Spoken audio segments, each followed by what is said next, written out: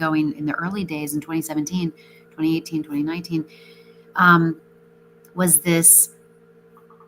It was like moving into gaming from a place of, like almost in reverse, and inserting friction, which was the whole crypto process and the wallets and all the things and NFTs and what is it all. That people aren't going to hang around for fun. It takes people. It's called a fatui in like in Roblox. People always talk about it.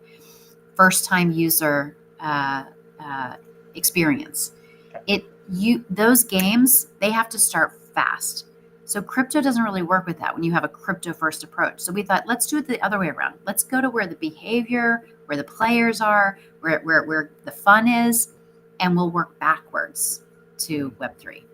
Nice. It's funny, and sorry, I know we're back in the live stream. Sorry, it seems like the platform had a little snafu. Hopefully everybody's back with us. In the gaming space, it is. I used to work with somebody that he used to talk about. He was a big NHL fan, and he was in his 40s, and he's like, I can't tell you how much money I've spent over the past like 15 years in buying things in the like PlayStation store for this game, and then new one comes out the next year, and it's it's gone. It's not worth anything. And he's like, if my wife ever found out, she'd probably kill me. But I certainly think there's this whole new economy around these games that can spring up, and the play to keep thing, I think, is going to be the way forward. I believe it probably just takes a little bit longer for some of these studios to wrap their head around it, figure out how they can monetize it in some way, shape, or form, and adopt it. And I think the good work you guys are doing is help evangelize that and bring folks into this new paradigm for sure. Can I just add one more thing, because I think I got cut off. You had also asked me about how Web2 studios will move to Web3. Absolutely. And what I had said was that we need to make it as easy as possible for them by doing these kind of integrations on the back end. And we, .play, are depending on Blockdeep, Gautam. So maybe he can talk about that. Yeah. But we are going to be partnering with Blockdeep because we saw the great work they did with Mythical. I've known Gautam for a long time when he was at Parity, and I feel that, I just think the world of the integrity and quality of the work. And it also, it's hard to communicate to these. It's difficult. It's a big ask to communicate to these Web2 studios who really are skeptical and not that familiar with a lot of blockchain technology. So we're going to be depending on him to help us do that. Yeah, so jump in here, Gautam. I'd love to hear, just from either from Mythical or from some of the conversations you're having. What are some of the hurdles maybe that you've seen from traditional game studios or developers outside of the ecosystem trying to come in that you guys are trying to smooth over or solve for teams? Sure. So, am I still audible, by the way? Yeah. Okay. Cool. So, I think what we have seen is the studios and the games, the existing games, they have a a pattern of building things. It's like they don't want to change their processes for integrating with Web3 or vice versa. So what we try to do is, and like Angie put it very nicely, that we want to work backwards from there and bring them to Web3 instead of starting from Web3 essentially. So our goal here is, first of all, we are highly, you can say, utilizing the Polkadot technology because it just makes things very different. Like, I'll give you 3 or 4 points here. So the first thing is, when a game launches and it becomes popular, you need something to scale quickly, right? Like it just needs to scale behind the scenes. And that, with the score time and elastic scaling, and then with how Substrate works, it makes it easy. You don't have to worry about compare that with just a smart contract deployed on a some other chain, and then you are looking at a Substrate node that can connect to multiple cores at the same time and create blocks quickly and scale up very quickly. I mean, this just makes our job much easier, right? Like when we integrate with really good games, and hopefully very soon we will see that in action on Mythical as well, because the scale is growing over there, and soon that chain will require multiple cores essentially. Then there is another thing is, at the end of the day, a gaming platform or a gaming studio is also an enterprise system. it's like it has its whole, bells and whistles around it, the security, the access control, the restrictions, and all of those kind of things. And how do you make sure that that kind of works very nicely with on the blockchain side as well? Because there is this fundamental cultural difference between blockchains and enterprises. Enterprises are very hierarchical, process oriented, and so on. And blockchains, like even if you look at a multi-sig 3 out of 5, nobody cares who these 3 people are. Like it's flat. And there is this cultural difference, and that is how we want. That is where substrate again comes into the picture. You can have those same kind of relationships between parties, between entities, on represented on the blockchain as well in a very streamlined way, and that is where we help connect them together. So our goal is to make sure that the substrate and Polkadot technology allows us to make things much better and seamless in terms of gaming on Polkadot, and that is where we focus more. Like, how can we solve a problem in a much more streamlined and optimized manner using substrate or Polkadot? So yeah. Cool. Well, Nico, let's bring you into here. I've always kind of argued that, DeFi and gaming can be pretty symbiotic in many ways. I think like DeFi generally is like the backbone of most ecosystems, because you need liquidity, you need on and off ramps, all things you guys are working on. So how do you see kind of the intertwining of things like DeFi and some of the initiatives you're working on playing into gaming at just a more macro level? Absolutely. I think DeFi is very unique in the sense that it can be both a vertical, as well as gaming, as well as social, as well as data storage, et cetera. But it could also be a horizontal layer underneath all these verticals, right? The way that I generally explain this is that DeFi generally is the piping of any blockchain ecosystem, regardless of the application that is deployed on top, right? One of the common factor between any application, regardless of the vertical, is that there is generally a on-chain economy that revolves around tokens, be this fungible or non-fungible. And just starting by that basis, if there is a token, there needs to be some accessibility to that token. There needs to be some liquidity to that token. There needs to be some way to acquire the token, right? And I think that's where DeFi comes into play. If you're launching a token where there isn't any stablecoin liquidity, or there isn't even liquidity with the native token of the chain, then you're basically cutting the accessibility of the token that you're providing to your community, right? And then you can try to kind of deduct that the success of the token isn't going to be as good as it would if the piping were in place. So that's a little bit of the work that we've been doing behind the scenes. It's basically laying those pipes for any teams being in gaming, NFT, or actually DeFi, the vertical itself, to be able to take advantage of that. So tying it to our current gaming ecosystem on Polkadot, Mythical, they're bringing a lot of usage, they're bringing a lot of new wallets, and they're actually migrating their token over from their previous EVM chain over to the Substrate chain. So we've been collaborating with them to make sure that they have the necessary infrastructure for the Myth token to actually have good accessibility, to have a good on and off ramp infrastructure, and that as a result is going to have a very seamless experience in their marketplaces, which obviously is a key component of their whole product. Yeah. I got to hear John speak last week at an event, and he was talking about this kind of user. The gameplay should just be gameplay. It shouldn't necessarily be like I have to wait for a confirmation to happen, and I have to kind of sit there. It should just kind of feel like a game. I mean, what are some of the tools? Is it connecting the on and off ramps? Is it XCM? Are there things like are there other tools that you guys have had to kind of think about to be able to support that kind of like frictionless gameplay? Yes, and I mean with Mythical's case, they've done. I think one of the main factors of their success is the way that they've abstract all this complexity away from the gamer, because gamers aren't necessarily crypto users. So I think they kind of by default abstract it away, and they leave the optionality of, okay, if you want to go kind of into the Web3 world, you can take that on into a non-custodial wallet, and you can use that token like any other token, right? So for these, let's say, more crypto native use cases, yes, you definitely need these on and off ramps, right? A way for a user to go from USD fiat or a currency in, I don't know, Tanzania, in Colombia, Brazil, over to the Myth token, right? And there is a lot of work that goes into that. You have to make sure that you have the payment partners in these geographies. You have to make sure that they have the on and off ramp pipelines into the blockchain. So that's a lot of the work that we're doing. In terms of specific tooling, given that we have a very unique architecture in Polkadot, where we're a blockchain of blockchains, generally these infrastructure providers do approach each native token on each blockchain like a new blockchain, right? And that is a lot of infrastructure and technical effort that the centralized exchanges and the off ramps have to put in.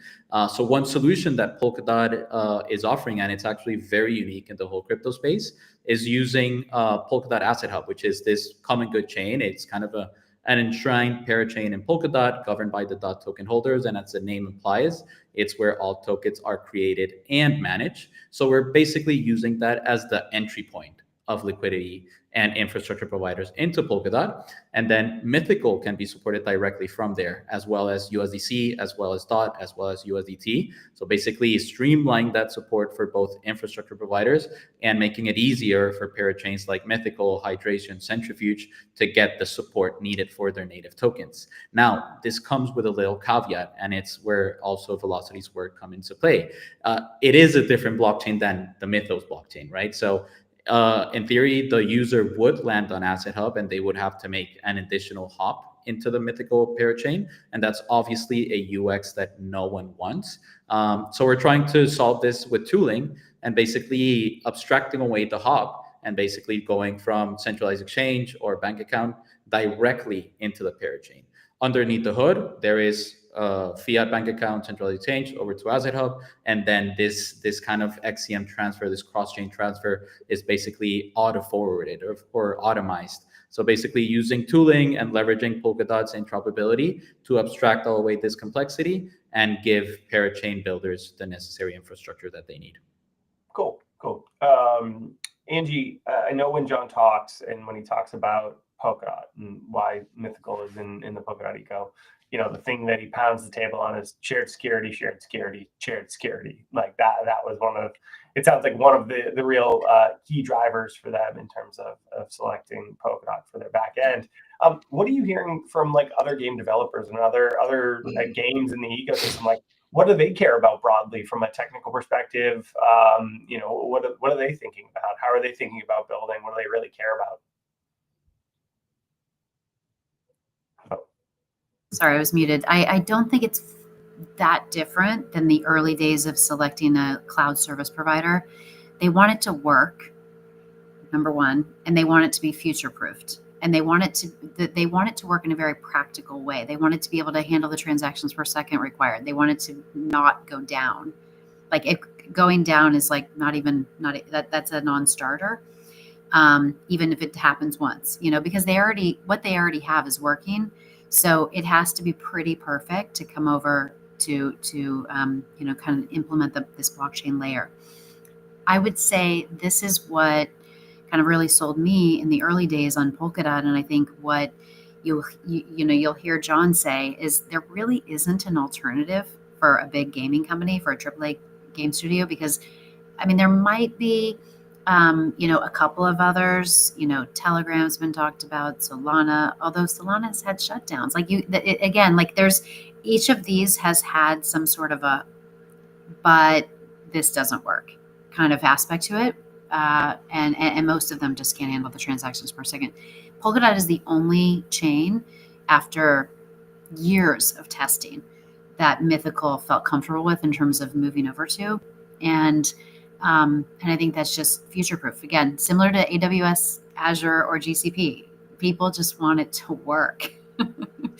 And they want to be able to get on with building their games, because it's really hard to run a game studio and to, especially if you're building a platform like Mythical is, and they just want to make sure that the tech underlying this actually works. Yeah. I mean, that was my assumption was that, right? If you look at some of the more crypto native applications, things like DeFi, things like ENS, like people are used to like, okay, great, I got to sit and wait for 6 seconds, 12 seconds, a minute for finalization, or it's like, oh, the RPCs are down, this isn't working, or the network, no one's okay if the network stalls. But crypto natives are just more used to that. Whereas, in like the gaming space, it's not like it's not okay if the whole cloud is just down for a couple minutes, a couple hours. Like, people just want it. It just has to work. Otherwise, it's like, why are we kind of moving? So, Gautam, talk to me a little bit about some of maybe the advantages of building games in Polkadot. Are there specific tooling? Are there specific reasons that you believe that it's a great space to build these next generation games? Oh, 100%, 100%. There are quite a few points there that I would love to talk about. So, first of all, there are a few things that the gamers, or let's say the game builders, are looking for essentially. First thing is, games also form communities around them, right? Like, it's when a game is essentially popular or famous, there is a Discord server filled with users talking about the game, talking about how cool this game is, what could be the other features, and you see what is a very straightforward relation to that thing in blockchain. That's the governance functionalities of Polkadot and OpenGov. Essentially, it kind of directly matches the communities in whether it is gaming or Polkadot. So that helps a lot in kind of forming a community around how a gaming blockchain should evolve in terms of games itself and how the games evolves themselves. And Mythical is trying some of that stuff with their upcoming, governance related stuff very soon. So that's one.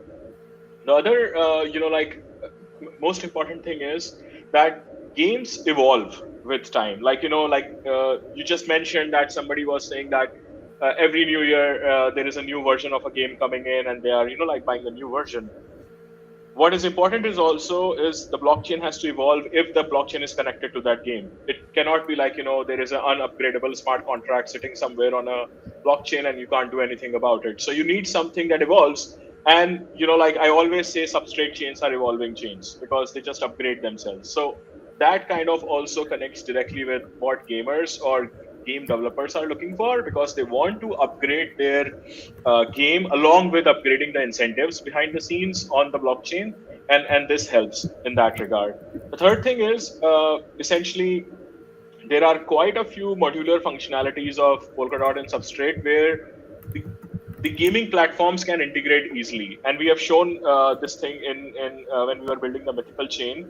Like, there was a requirement where the studio wants to pay the transaction fee of some of the specific transactions being done by the gamers.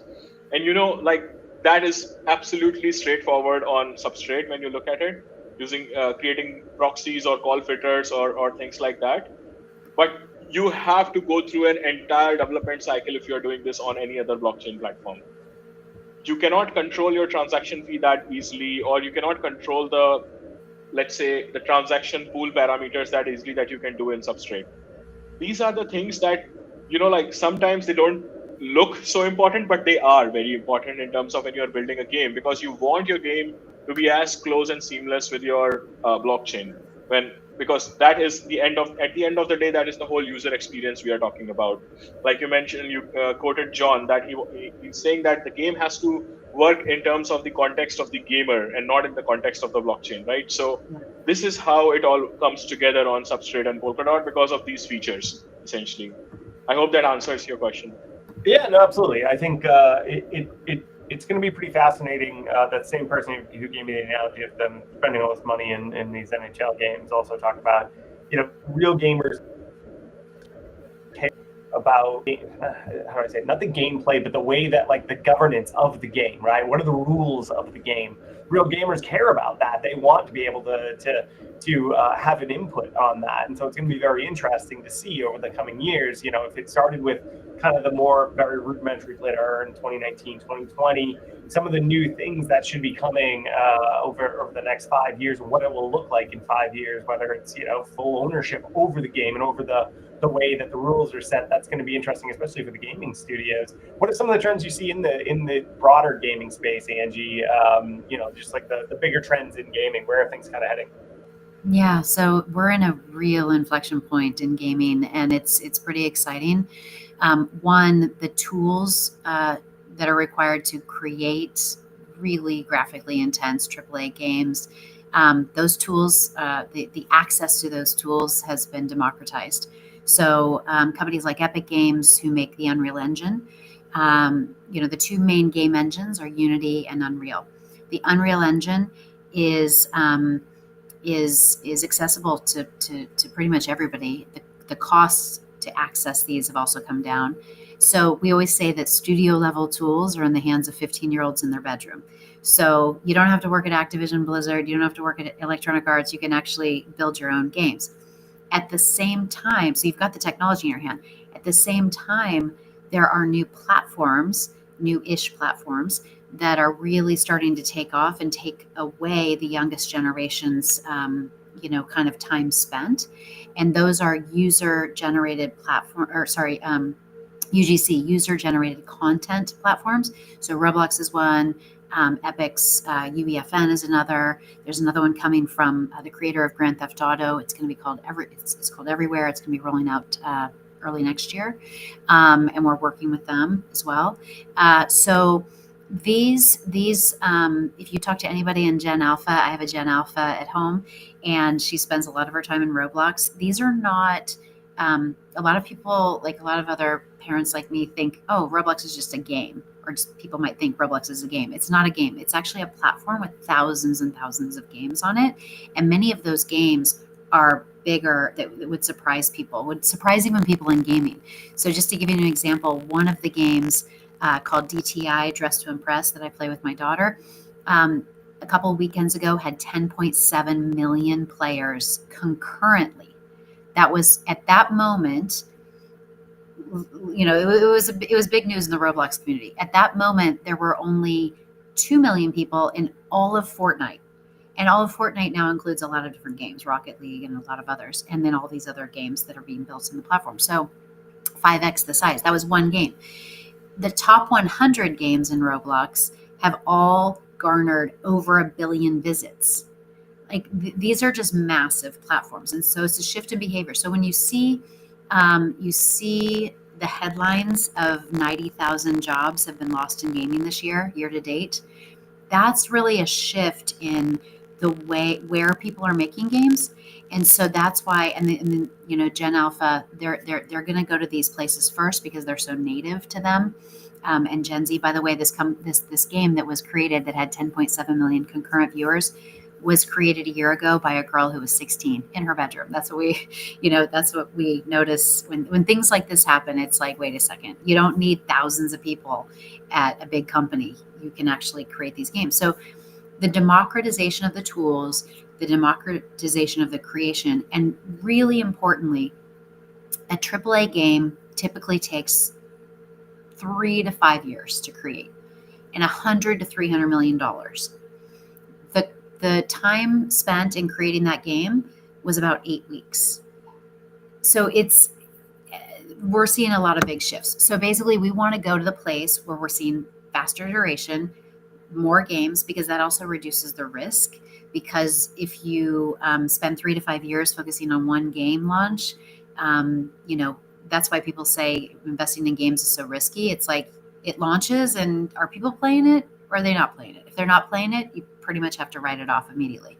So, but if you have a lot of shots on goal, which is what we're seeing now, you can get into some of these worlds, and that's really where we're going. We're going to those worlds where the new players are, and bringing them into this behavior that they're already demanding. So it's pretty exciting. Cool. No, absolutely. I think that's good insight for sure. And like the democratization away from just big studios to anybody can kind of build this stuff. Same for gamers. I mean, across the globe, I think it's the ability to connect in with anyone, and some of the pieces, Nico, I'll pull you in here around stable coins, on ramps, being able to kind of facilitate. You can play from anywhere. You have your wallet, you connect, you can jump right in. You don't need credit card, you don't need your local bank to approve something. Talk to me a little bit about how things like that are improving or enabling users into these games. Yeah, absolutely, and I'll probably pull in Angie to kind of fill in the blanks, given that I'm not a gaming expert, but like everything you just mentioned around democratization of tools in developing games really resonates, and it seems to me that the democratization of access for gamers has also dramatically increased, right? Like look back, I don't know, 10, 15 years where you had to had a I don't know, a Nintendo 64 or PlayStation 1, PlayStation 2. These are like expensive consoles that in the majority of the world just weren't inaccessible, right? And then you're just blocking a lot of the population to actually access these games. And now fast forward to today where also the hardware has come down in cost, but also the way that the distribution channels that the gamings use, being in mobile and smartphones becoming just widely more accessible in the third world, just opens up a completely untapped population for gaming. And that's on the gaming part, right? But then putting my DeFi hat on and going with the example that Nate was giving of your friend spending all this money in NFL, well, he had the banking infrastructure and the money to spend it, right? But what if someone, I don't know, in Nigeria, in Argentina, wanted to play that game and they wanted to, yeah, buy something for $1? They just can't. If a banking transaction for $1 is just not worth it, you pay more in fees than the dollar itself. So I'm sure that as these game developers start leveraging Web3 infrastructure, not only for the marketplaces and maybe for components of the web development, but also leveraging these payment rails to actually drive value to their platforms and to their marketplaces, they're also going to lower the friction. They're also going to lower the cost to access these games. They're also going to lower the cost to transact, right? You're going to be able, a kid might be able to do something with $1, whereas before, no, a skin is worth $20 or more, so you're out of it. So yeah, that's kind of from the outside looking in what I see, probably trends in stable coins, trends in payment rails, and then tying that with everything that Angie just mentioned. I think it's kind of building up into a very big catalyst for the gaming industry. Can I add to that? Because I think that point is really important. The challenge, the biggest, if you ask all these game developers who I met at Unreal Fest and different game developer conferences what their biggest challenge is, they would say, I want to stay close to my audience, because audiences are also shifting. So you're seeing a lot of we call it transmedia in gaming, so like a game converted to a movie or a TV show or whatever. The challenge is the YouTube challenge, which is that the creators on YouTube in the early days thought, this is amazing. I have this place where I can go make something and then I'm going to, be able to monetize it in various ways. No, that doesn't happen. Google changes the algorithm and just kind of cuts you down little by little until you're cut down to oblivion. And then everybody's making a teeny amount of money and they're making a lot. So we have to make sure that doesn't happen again, because now we're at that moment for gaming, which is the user-generated content YouTube moment. And the way we can empower them is by handing them the what you just described, Nico, that they can access themselves. They don't have to depend on the big platform to do it. So there's a lot of things that have to happen between here and there, and that's why we're so excited to work with Blockdeep, and we'd love to work with you as well. But I feel like there is a much bigger kind of pot of gold at the end of that rainbow, and we can help so many developers and players along the way if we get that right. It's an ambitious goal, but I think it's definitely worth it, so that we don't repeat what happened in Web 2. Yeah, for sure. Nico, you made a comment earlier, or you used a phrase earlier, plumbing. I see a lot of the work that you guys are doing as kind of the plumbing, and I think that creating that plumbing into the games that hopefully are going to be deploying into crypto, and hopefully as many as we can get on Polkadot, that work does not go unnoticed. So I think that sometimes it probably is a less gratifying endeavor sometimes, but less sexy. It's not sexy. Plumbing is not sexy, but I do think that it's critical. I mean, it's absolutely critical for the success. So I think all the folks on this call recognize that and see it, that for that plumbing to be right, or for us all to be successful here, that plumbing's got to be right. And your team's working a lot on that. What are some of the are there new things coming, or things that you can talk about yet, or mention yet that are going to add into that? I want to make sure you can highlight anything that you're working on. Well, just a little bit of the same. And the way that I see our work is that builders aren't going to come to Polkadot because of our accessibility. Accessibility is just basically table stakes, but providing accessibility to Polkadot is going to allow Polkadot's value prop, which is a lot of the things that Gautam and Angie have mentioned in this call, to actually shine, right? And that's why I think it's important. So it's just the work that it takes time, it's time consuming, it's resource incentive, and it's also at times pretty repetitive. Like, for example, adding centralized exchanges to Asset Hub, it's needed, but like from centralized exchange to centralized exchange, it's actually pretty similar. It's generally the commercial structures are very similar. We just have to convince them that they should deploy their resources and their time here in Polkadot, as opposed to any of the 100 other layer 2s that are asking them to support their native token, right? So that's where the challenge lies. But I think the bull market helps. It also helps that like the first one is always going to be harder than the next one. So the initial ones were very hard, but we've gotten to a base where we've got like enough critical mass to actually have some sort of decent accessibility to the ecosystem. So we have better stablecoin issuance, better liquidity, and that also makes us look a little bit more attractive. So yeah, we'll just continue pushing these centralized exchange integrations. Custody integrations is something that we've also advanced a lot. We can name the names that we've signed deals with, but they're being integrated as we speak, and we'll definitely make a lot of noise when that happens. And this is basically opening the floodgates for institutions or more sophisticated players that actually want to access the Polkadot ecosystem. But because we didn't have like ample custody support, that was just like a big blocker. We were pointing them to, no, here you have to use a multi-sig. You can't use your Fireblocks or your copper infrastructure. So that was just like a big no from the start, and that we're slowly kind of chopping away at those small blockers. So yeah, we continue pushing, and we hope to have more announcements in the coming months. Cool. Gautam, he just touched on the phrase of like the first one's usually the hardest, and then it gets easier. Lessons learned from working with Mythos and migrating users over. I assume, if it on a scale of 1 to 100, if 100 was the hardest and Mythos was 100, hopefully the next one will be a 50. But any lessons learned for you guys? Any input you can give builders that are looking to move over from another ecosystem into Polkadot? Sure, 100%. So the biggest lesson learned, which we already knew, we just did a practical of it, is that Polkadot technology really works. It's like it's resilient. It like no matter how many transactions or users you throw at it, it just like takes them with open arms. That's what we have seen. That's what the charts are showing essentially. So that's the biggest message from our side to builders who want to migrate to Polkadot. That like it just works. Like unlike many other chains, it does not like stop producing blocks at any point in time when you have a lot of load coming to it.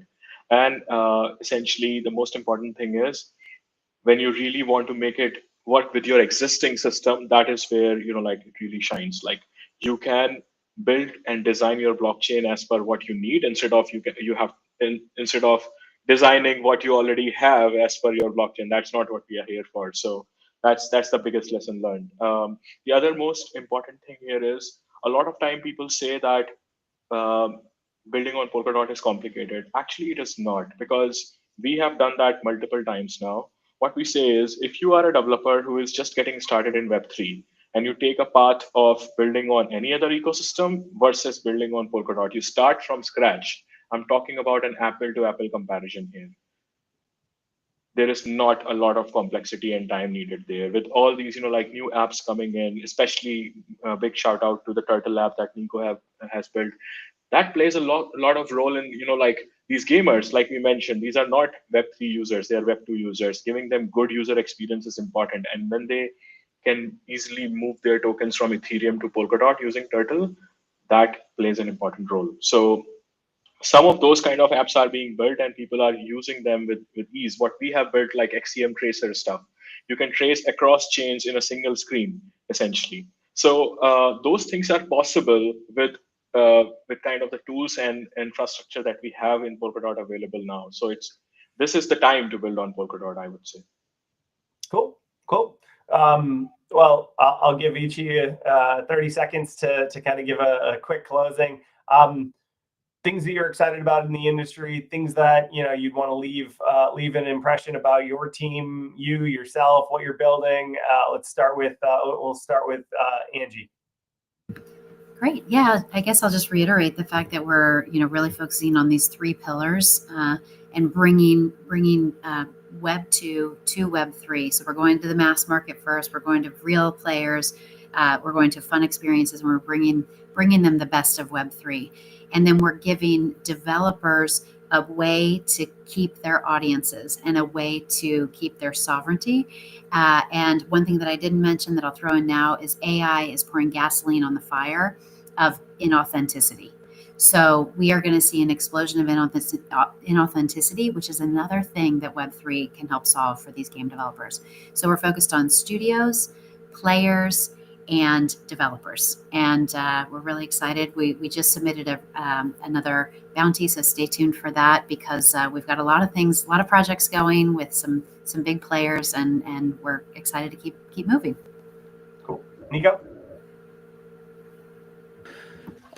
Yes, absolutely. So, I mean, I mentioned a lot of the work that we're doing in terms of accessibility. So accessibility being better infrastructure, and also accessibility just having the applications to move tokens both in and out of the ecosystem and within the ecosystem.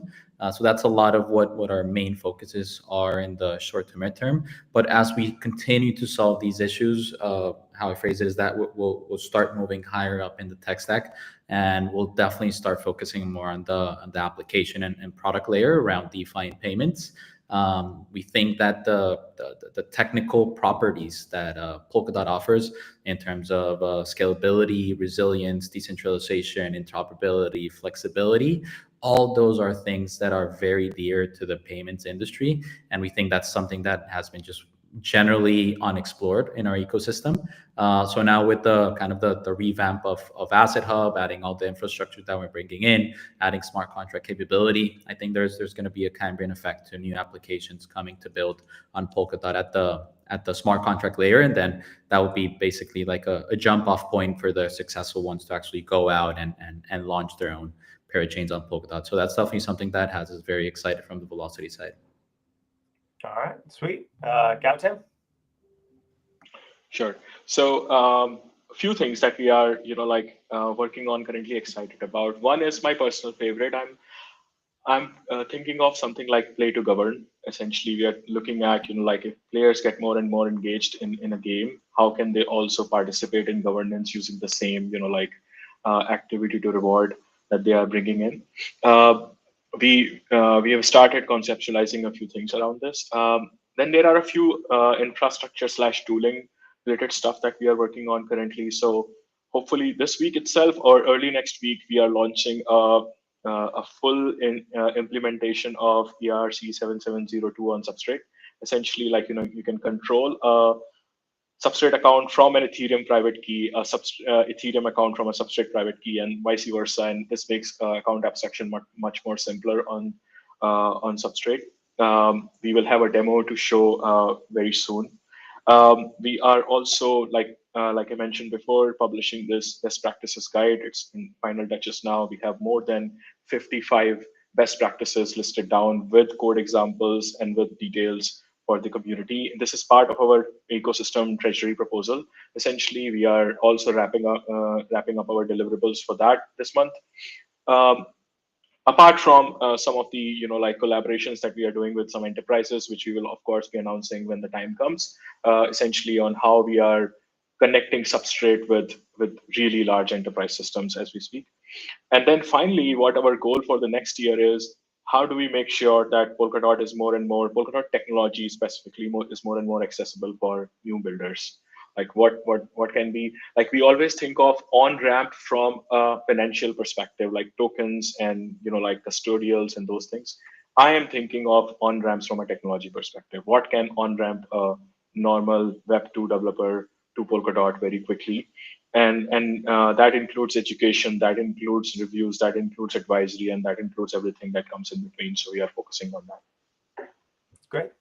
Awesome. Well, I was at a talk last week in New York, and a prominent investor in the space, I won't throw names out there, said that crypto has, in the next 5 years, just needs to become plumbing. It is the plumbing that applications run on top of, and so I think Polkadot is very well positioned in both stable coins, DeFi, the plumbing to be able to move things seamlessly, trustlessly across an ecosystem, across the world, but also for gaming. I think providing a great space for game developers, and then ultimately game users to be able to play the games, not necessarily know or know that it's a crypto that it's running on a blockchain. I think is kind of the cool thing I'm looking forward to, and I think the teams here are helping us get there. I think Polkadot's well positioned to become really, really good plumbing for all of these kinds of applications over the coming years. And so keep up the good work. Thank you everybody for joining, and until the next time, we'll see you later. And thank you for tuning in. Thank you. Awesome.